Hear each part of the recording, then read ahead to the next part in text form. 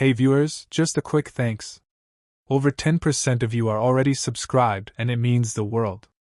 If you're new here and enjoy these stories, join the family by hitting that subscribe button. We're on the road to 10,000. When you love someone, you trust them with your whole heart.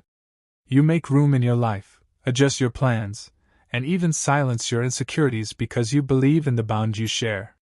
That's exactly what I did, until everything changed with one careless social media post. It started with a simple conversation. I wasn't angry. I wasn't controlling. I just asked her, politely, not to go on a weekend trip with her ex. A guy she once claimed had hurt her, someone she swore she had zero feelings for. I thought it was a fair boundary, one rooted in respect, not ownership. But instead of hearing me out, she ran straight to Instagram and posted, "Ugh, why do men always think they own you?" I stared at the post for a while, feeling that deep, sinking punch in the gut. No names, no tags, but everyone knew who she was talking about. And more than that, I knew exactly what she thought of me in that moment. I didn't argue. I didn't respond. I just changed my relationship status to single. What happened next? 23 missed calls, 3 voice messages, and a long paragraph text that started with, "Can we talk?" But by then, I was already across town, smiling, having drinks, and laughing with someone who actually respected boundaries. You see, loyalty isn't proven by grand gestures. It's shown in the quiet moments, the choices we make when no one is watching. And hers spoke louder than any apology ever could.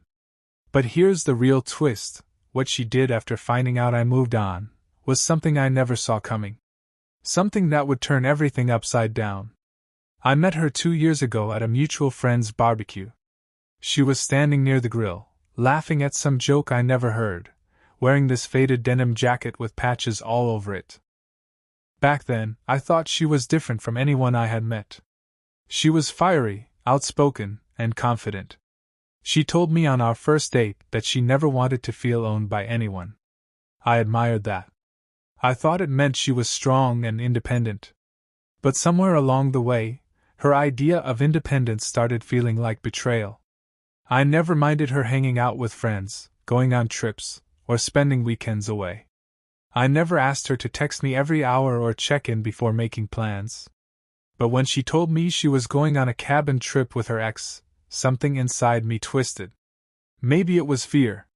Maybe it was instinct. I didn't yell or accuse. I just asked if she thought it was a good idea. She rolled her eyes and said, "He's just a friend now, you're being insecure." That insecurity stayed with me the whole week. Then came her Instagram post.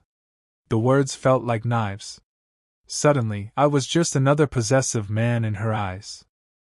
She didn't even see how much it hurt me to be painted that way publicly. I kept checking my phone that night, seeing her calls stack up. But my mind was already elsewhere, with someone who actually asked me how my day was, who listened without making me feel stupid or needy.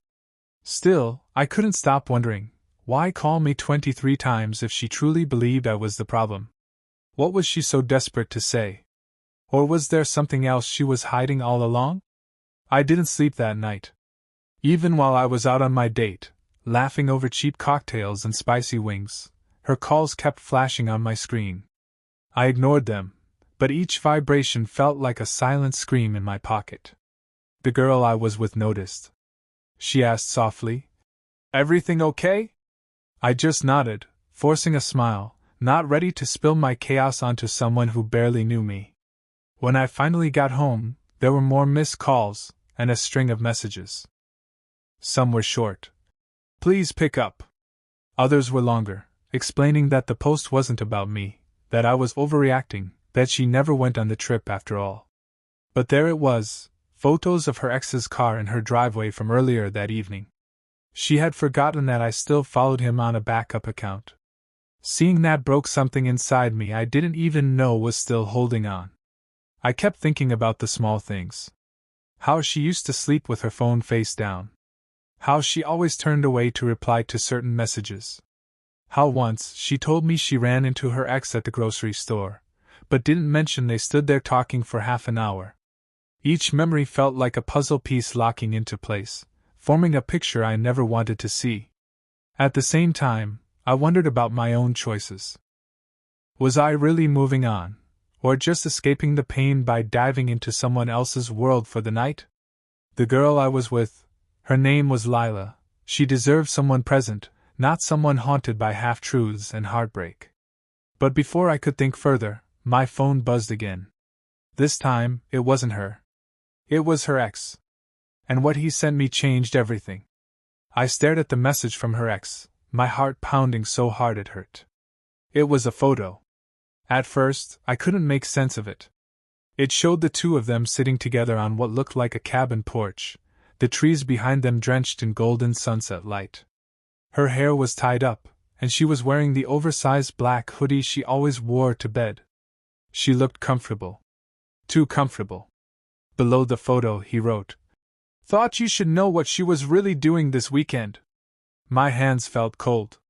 My chest tightened until I could barely breathe. I wanted to throw my phone against the wall, but I just sat there, staring at the screen as my mind went blank. I wondered why he sent it. Was it to mock me? Was he proud that he won her back? Or was he warning me? Either way, I couldn't stop thinking about her words. He's just a friend now. That night, I didn't respond to anyone. I ignored Lila's text asking if I got home safe. I ignored my friends who sent memes to distract me. I lay in bed in the dark, playing every conversation with her in my mind, trying to remember if there was ever a time she was truly honest with me. My phone buzzed again just after midnight. This time, it was her. "Please, I need to talk to you. It's not what you think." But her words felt empty. I scrolled back up to the photo. I zoomed in on her face, trying to read her expression. Was she sad? Guilty? Happy? I couldn't tell. Then she sent another message. "If you don't pick up, you'll never hear the truth." My chest burned with anger and curiosity. What truth was she hiding now? I didn't respond right away. I couldn't. My brain was trying to make sense of everything, but nothing added up. The photo, the messages, the lies, every part of it felt like a trap I had blindly walked into. But that last text, "You'll never hear the truth," kept replaying in my head like a warning. So I called. She picked up on the first ring, her voice shaky, like she'd been crying. "Thank you for calling. I swear I didn't do anything with him. I just needed closure. That's all." Closure. That word echoed in my mind. Another pretty label for deception. But before I could even respond, she said something that stopped me cold. "I didn't tell you this before, but he's been blackmailing me."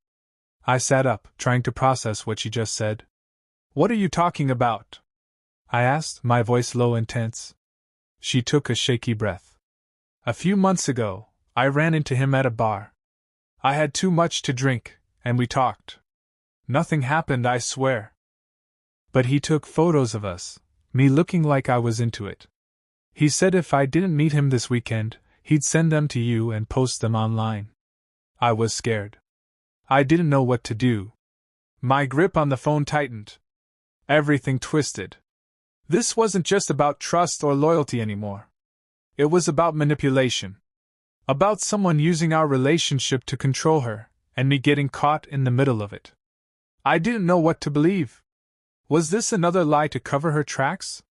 Or was there something even darker going on that I hadn't seen coming? Then she said it. "He's not done. He said he's sending you something else tonight." I felt my pulse thundering in my ears as I waited for whatever he planned to send. She kept crying on the line, whispering, "Please believe me. I didn't cheat. I didn't want to lose you." But her words felt far away, drowned out by my own thoughts spinning in circles. I didn't know what was true anymore. Then my phone buzzed with a new message. It was a video. My hands shook as I pressed play. At first, all I saw was darkness, just muffled sounds in the background. Then the camera adjusted, showing her sitting on a couch, hugging her knees to her chest, looking terrified. He was off camera, his voice calm and casual as he said, "Tell him what happens if he doesn't back off." She looked straight into the camera, tears streaming down her face, and whispered, "He said if you don't leave me, he'll come after you next." I paused the video, my heart slamming against my ribs. Everything made sense in that moment. Her fear. Her secrecy. Her desperate posts about freedom. She wasn't trying to escape me, she was trying to protect me. Before I could react, another message came through. This time from an unknown number. It read, "You should have stayed out of this. Now it's your problem too." For a moment, I just sat there frozen, staring at those words, feeling the cold creep into my bones. I thought the worst was over, that the lies and heartbreak were the biggest betrayal I'd ever face. But now, I realized the truth was so much darker. Because outside my window, under the yellow streetlight, stood a man in a black hoodie, watching my apartment, his face hidden in shadows. I stood by the window, my hands trembling as I moved the curtain just enough to see his silhouette clearly. The man in the black hoodie didn't move. He just stood there, staring up at my apartment like he was waiting for something. My chest tightened with fear and anger all at once. I thought about calling the police, but something told me he would be gone before they arrived. I picked up the phone again, hearing her sobbing quietly on the other end. "He's here," I whispered, my voice barely coming out. She gasped, and I could hear her panic rising. "Please don't go outside. He's dangerous. Just listen to me, okay? I never wanted this to happen." I felt rage bubbling in my veins. "Why didn't you tell me sooner? Why did you let it get this far?"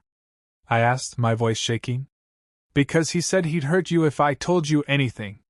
He said he'd ruin your life like he ruined mine." Her words cracked with pain. "He doesn't care about me. He just wants to break people." I watched as the man slowly raised his hand, waving at me like he could see my every move. My stomach dropped. Suddenly, my phone buzzed again with a final message from him. It said, "Check your door." My heart pounded as I tiptoed to the door and looked through the peephole. Nothing. But when I opened it a crack, I saw a small box on the mat. My hand shook as I picked it up and opened it right there in the hallway. Inside was a single Polaroid photo. In it, I was sleeping peacefully in my bed, the night before, unaware that someone was standing right there in my room, watching me in the dark.